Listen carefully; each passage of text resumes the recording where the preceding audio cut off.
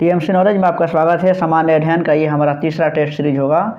इसके पहले भी सामान्य अध्ययन के वीडियो अपलोड किए गए हैं, आप हमारे प्लेलिस्ट में जाकर के उसे देख सकते हैं। इस तरीके से आइए इसको देखते हैं और शुरू करते हैं। इसका पहला प्रश्न है कि न्योरा घाटी किस राज्य में स्थित है। सही जवाब इसके लिए ऑप्शन सी यानी कि पश्चिम बंगाल में है। न्योरा घाटी को 1986 में राष्ट्रीय पार्क घोषित किया गया था, जबकि ये जो घाटी है यानी कि जो न्योरा घाटी है वो दार्जिलिंग के ये कालिम्पोंग में स्थित हैं। और घाटियों से संबंधित और भी बहुत सारी बातें हैं जो आपको जानना चाहिए, जैसे कि कांगेर घाटी ये छत्तीसगढ़ राज्य में है, चुम्बी घाटी जो है ये सिक्किम में है, जुकू घाटी नागालैंड में है, जबकि अराकू घाटी आंध्र प्रदेश में स्थित है। इस तरीके से हम बढ़ते हैं अगले प्रश्न की ओर। इसका अगला प्रश्न है कि कोलेरू झील कहाँ स्थित है। आंध्र प्रदेश इसके लिए सही जवाब होगा। और ये जो कोलेरू झील हैं वो पूर्वी तटीय मैदान में कृष्णा और गोदावरी नदी के बीच में स्थित हैं। कोलेरू झील, चिल्का झील और पुलिकट झील में तीनों जो है कि ये पूर्वी समुद्री तटीय क्षेत्र में स्थित हैं। इस तरीके से हम आगे बढ़ते हैं और देखते हैं। इसका अगला प्रश्न है कि नोकरेक निम्न में से किस क्षेत्र की सबसे ऊंची चोटी है। नोकरेक जो है ये चोटी है मेघालय पठार की चोटी है। और उत्पत्ति और संरचना की दृष्टि से मेघालय का जो पठार है हम जानते हैं कि वो प्रायद्वीपीय पठार का उदाहरण है। मेघालय से संबंधित कुछ और बातें हैं कि देखिए मेघालय में कई प्रमुख जातियां पाई जाती हैं, यानी कि जो जनजातियां हैं जैसे कि गारो, खासी, जयंतिया तथा मेकीर, ये सभी जो है कि ये प्रश्न में पूछे जाते हैं। और अगला प्रश्न इसका देखते हैं कि रायलसीमा का पठार कहाँ स्थित है। और इसका सही जवाब यानी कि आंध्र पठार में है। रायलसीमा जो है कि आंध्र पठार का एक भाग है और आंध्र पठार के अंतर्गत रायलसीमा के पठार तथा तेलंगाना के पठार को शामिल किया जाता है।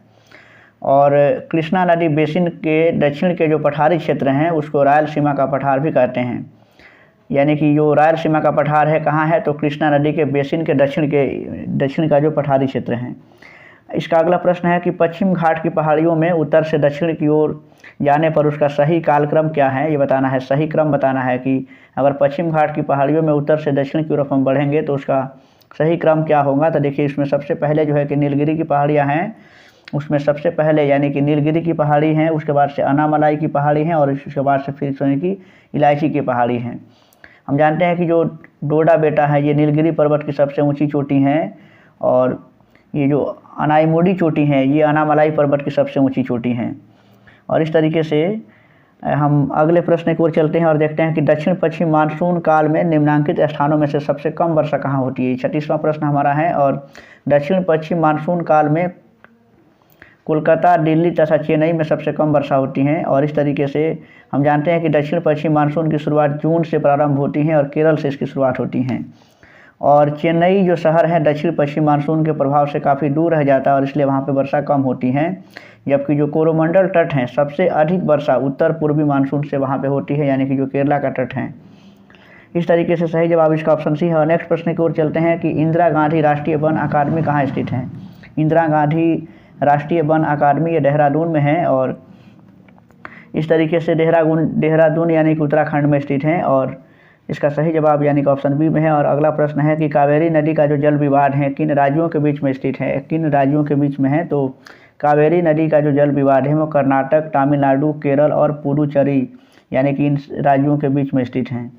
और अनुच्छेद 262 जो है इसके लिए है कि अनुच्छेद 262 के अंतर्गत अंतर्जातीय जो अंतर्राज्यीय जो नदी का जो विवाद है उसके निवारण से संबंधित हैं। और कावेरी जल का जो विवाद है इसका गठन का जो केंद्र है यानी कि न्यायाधिकरण का जो गठन हुआ था केंद्र सरकार अंतर्राष्ट्रीय जल विवाद अधिनियम 1995 की धारा 4 के अंतर्गत उसको किया गया था। इसमें और भी बहुत सारे जो नदियों का जो जल विवाद हैं, जैसे कि आप देख सकते हैं कृष्णा नदी का जो जल विवाद है उससे संबंधित कौन कौन से राज्य हैं आप बता सकते हैं। कृष्णा नदी जल विवाद आपको अगर याद होगा तो आप बताइएगा। और इसमें बता देते हैं कि कृष्णा नदी का जो जल विवाद है उससे संबंधित राज्य कौन कौन से हैं, तो आंध्र प्रदेश हैं, तेलंगाना है, कर्नाटका और महाराष्ट्र हैं। जब किसी तरह से जो पेरियार नदी का जो जल विवाद है, पेरियार नदी हम जानते हैं कि केरला में है, तो पेरियार नदी का जो जल विवाद है वो तमिलनाडु और केरला से हैं। इसी तरह से जो यमुना नदी का जल विवाद है वो हथनी कुंड परियोजना को लेकर के हैं और उत्तर प्रदेश, हरियाणा और दिल्ली के मध्य में चलता है इसका विवाद। और इस तरीके से जो सतलज और यमुना नदी का जो लिंक नहर विवाद है वो पंजाब और हरियाणा के मध्य में है। तो ये सब नदियों के जल विवाद से संबंधित कुछ बातें थी। और अगला प्रश्न देखते हैं कि सियाचिन ग्लेशियर निम्नांकित में से किस पर्वत के भाग में है? ये 39वां प्रश्न है और इसका सही जवाब यानी कि जो ट्रांस हिमालय पर्वत के भाग में स्थित हैं और ट्रांस हिमालय यानी कि जिसको ट्रांस हिमालय जो है वो महान हिमालय यानी कि बृहद हिमालय के उत्तर में स्थित हैं। इस तरीके से ट्रांस हिमालय का निर्माण कैसे हुआ है? तो हिमालय से पहले इसका निर्माण हो गया था और ट्रांस हिमालय के अंतर्गत ये आपको बता दें कि ट्रांस हिमालय के अंतर्गत ही काराकोरम, लद्दाख, जास्कर और कैलाश आदि जो है कि पर्वत श्रेणियाँ आती हैं। ट्रांस हिमालय की सबसे ऊंची चोटी कौन है? तो ये गॉड ऑस्टिन है यानी कि जिसको हम K2 के नाम से जानते हैं। तो इस तरीके से ये इससे संबंधित कुछ महत्वपूर्ण बातें थी। अगला प्रश्न है कि पुर्तगाल का जो वास्को डी गामा यानी कि जो यात्री था वो कितनी बार भारत आया था? तो ये तो आप जानते हैं कि सबसे पहले ये जो 1498 ईस्वी में इसने भारत की खोज की थी और भारत में आया था। तो वास्को डी गामा भारत में कब आया था देख लीजिए, यानी कि इसका सही जवाब ऑप्शन सी में दिया हुआ है, यानी कि 3 बार आया हुआ था। 1501, 1502 और 1524 में आया था। तीसरी बार जो वास्को डी गामा भारत आया था सितंबर 1524 में आया था और दिसंबर 1524 में कोचीन में वास्को डी गामा की मृत्यु भी हो गई थी। तो इस तरीके से हम ये भी जानते हैं कि वास्को डी गामा जुलाई 1497 को लिस्बन से रवाना हुआ था और 1498 को भारत के मालाबार तट यानी कि केरल में जो है कि कालीकट के पास जो है कि वो पहुंचा था। तो इस तरीके से हम इसका अगला प्रश्न इसमें से देखते हैं कि इसका अगला प्रश्न है, आप इसमें से देख सकते हैं कि बंगाल में द्वैत शासन की अवधि क्या थी? बंगाल में जो द्वैत शासन जो लागू किया गया था यानी कि रॉबर्ट क्लाइव के द्वारा लागू किया गया था और इसकी अवधि क्या रही थी? तो 1765 से लेकर के 1772 तक रही थी, यानी कि कुल 7 वर्षों तक इसकी अवधि रही थी। और नेक्स्ट प्रश्न एक और चीज़ में चलते हैं, देखते हैं इसका अगला प्रश्न है कि निम्नांकित में से किस एक्ट से भारत सचिव पद शुरू किया गया था? इसका 42वां प्रश्न है और इसमें देख लीजिए ऑप्शन में वो नहीं दिया गया है, यानी कि इसका सही जवाब यानी कि होना चाहिए 1858 भारत सरकार अधिनियम 1858 और इसमें जो है कि इसमें सचिव पद की शुरुआत की गई थी, लेकिन ऑप्शन में नहीं है, इसका ऑप्शन इसमें से ई होगा। और हम ये भी जान सकते हैं कि भारत का जो शासन था यानी कि 1858 का जो भारत शासन अधिनियम था उसके तहत भारत का जो शासन था वो कंपनी के हाथ से लेकर के यानी कि ईस्ट इंडिया कंपनी के हाथ से ले लिया गया और उसे ब्रिटिश क्राउन के अंतर्गत कर दिया गया। यानी कि 1857 की जो क्रांति हुई थी उसके बाद से ये सारे परिणाम यानी कि जो उसमें बदलाव किए गए थे। और इसका अगला प्रश्न है कि निम्नांकित में से कौन सबसे पहले का है? ये बताना है कि सबसे पहले का कौन है, यानी कि अगस्त प्रस्ताव, क्रिप्स प्रस्ताव और बेबल योजना, इनमें से सबसे पहले कौन है? तो इसमें सबसे पहले जो यानी कि अगस्त प्रस्ताव हैं और इसे वर्ष 1940 में लिया गया था और इसे लाया गया था, जबकि जो क्रिप्स प्रस्ताव है 1942 में आया था ये और बेबल योजना जो है ये 1945 में लाया गया था। इस तरीके से इसका अगला प्रश्न देखते हैं कि वर्ष 1857 में भारत में किस विश्वविद्यालय की स्थापना की गई थी? ये 44वां प्रश्न है और इसका सही जवाब है कि इसमें 3 विश्वविद्यालय इसमें लाए गए थे 1857 में, उसमें कोलकाता, बॉम्बे और मद्रास जो है कि आया था। इस तरीके से इसका सही जवाब उपयुक्त में से एक से अधिक होगा।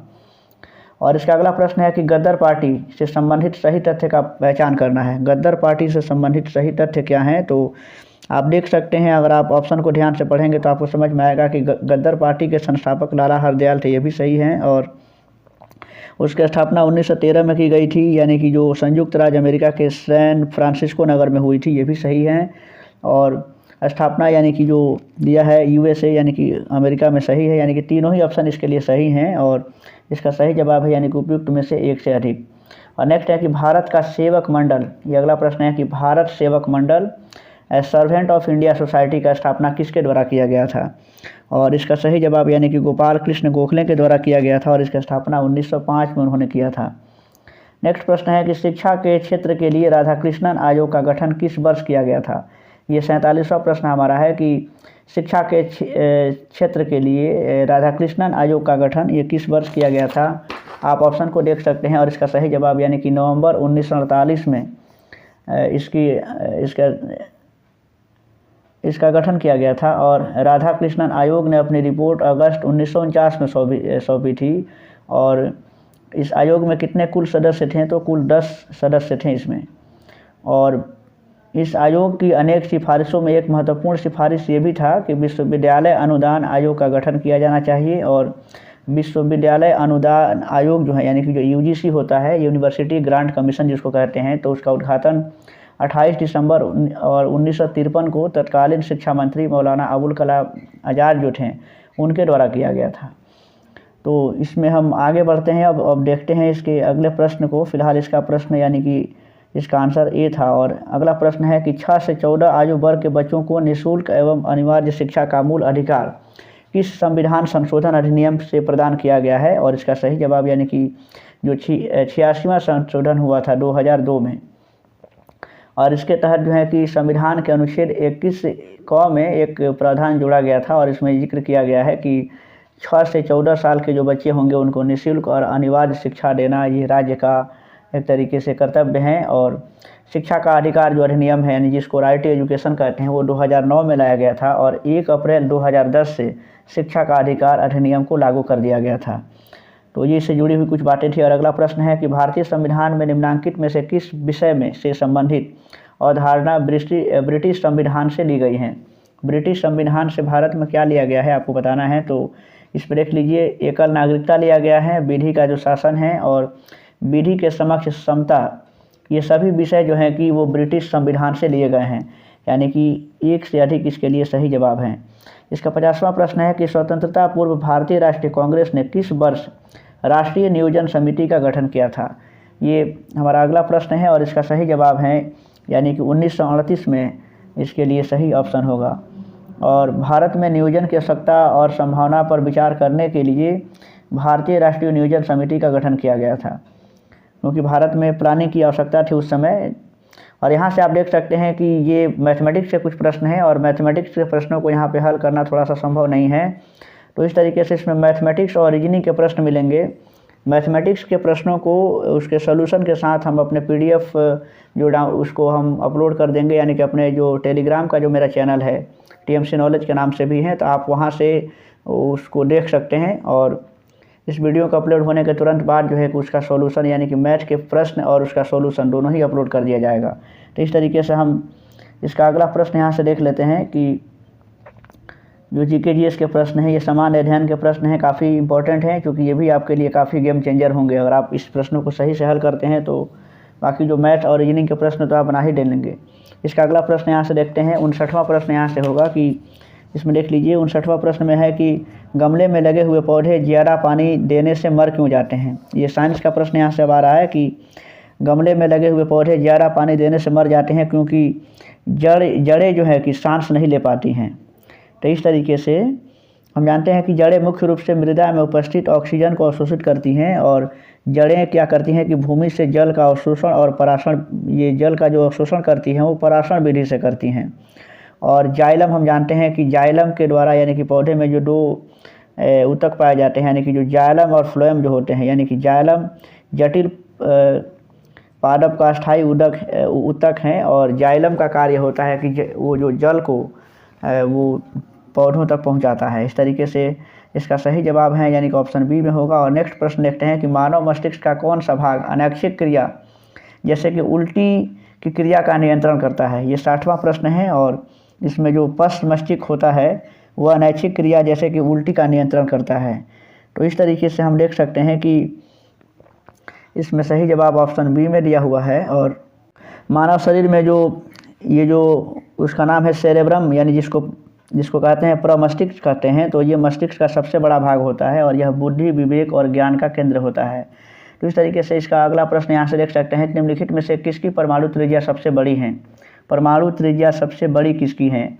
आप ऑप्शन देख सकते हैं और विकल्पों में जो तत्व दिए गए हैं यानी कि उसकी जो परमाणु त्रिज्या की हम बात करें तो फ्लोरीन का 42 होता है, जिसका 20 पिकोमीटर होता है, यानी कि जो PM में होता है परमाणु की जो त्रिज्या होती है। ऑक्सीजन का 60 पिकोमीटर है, क्लोरीन का 175 है और आयोडीन का 198 है।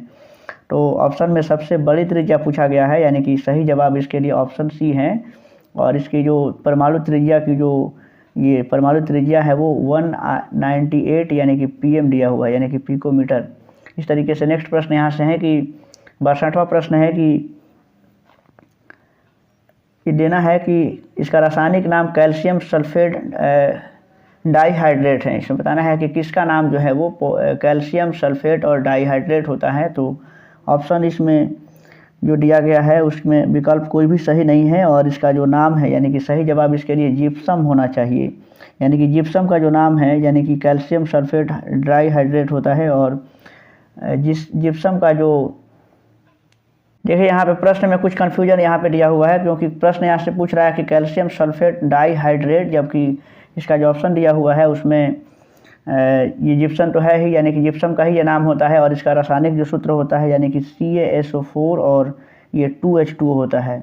तो इस तरीके से इसका सही जवाब ऑप्शन सी में होगा। और नेक्स्ट यहाँ से प्रश्न देखते हैं। इसका अगला प्रश्न हम देख सकते हैं कि अलैंगिक प्रजनन होता है, ये अगला प्रश्न है। अलैंगिक प्रजनन किस में होता है? तो ये कम विकसित जानवरों और पौधों में होता है, यानी कि जिस प्रक्रम में जीव अपनी संख्या में वृद्धि करते हैं उसे प्रजनन कहते हैं। और हम जानते हैं कि जो प्रजनन है वो 2 क्रियाओं द्वारा होता है, यानी कि लैंगिक और अलैंगिक। तो इस तरीके से सही जवाब इसका ऑप्शन सी में दिया है। और इसका अगला प्रश्न है कि त्वरण ऋणात्मक होने पर किसी पिंड का वेग, ये बताना है कि किसी पिंड के वेग में क्या परिवर्तन होगा। तो त्वरण जब ऋणात्मक होगा तो किसी पे जो पिंड है यानी कि उसका वेग क्या होगा, तो घट जाएगा। और हम ये भी जानते हैं कि यदि समय के साथ अगर वस्तु का वेग घटता है तो माना जाता है कि त्वरण क्या है कि वो नेगेटिव हो चला है, और जिससे हम मंदन के नाम से भी जानते हैं। तो इस तरीके से सही जवाब इसका ऑप्शन सी में दिया है। और नेक्स्ट है कि देखिए वोल्टेज V वाला कोई स्रोत ये दिया है कि किसी परिपथ यानी किसी सर्किट में जो धारा I को बनाए रखता है तो समय t में स्रोत द्वारा परिपथ को भेजी गई ऊर्जा कितनी होगी।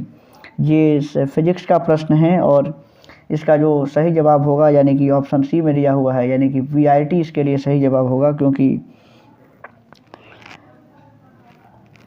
और इसका अगला प्रश्न, क्योंकि हम जानते हैं, देखिएगा इसमें जो W का मान होता है वो QV के बराबर होता है, और इसमें जो है ये Q जो है कि IT होता है, यानी कि V और IT इसका सही जवाब इसमें से हो जाएगा, जिसके आधार पर हम जो है कि I² RT भी निकाल सकते हैं जो जूल के नियम से हैं। और इसका अगला प्रश्न यहाँ से देखते हैं।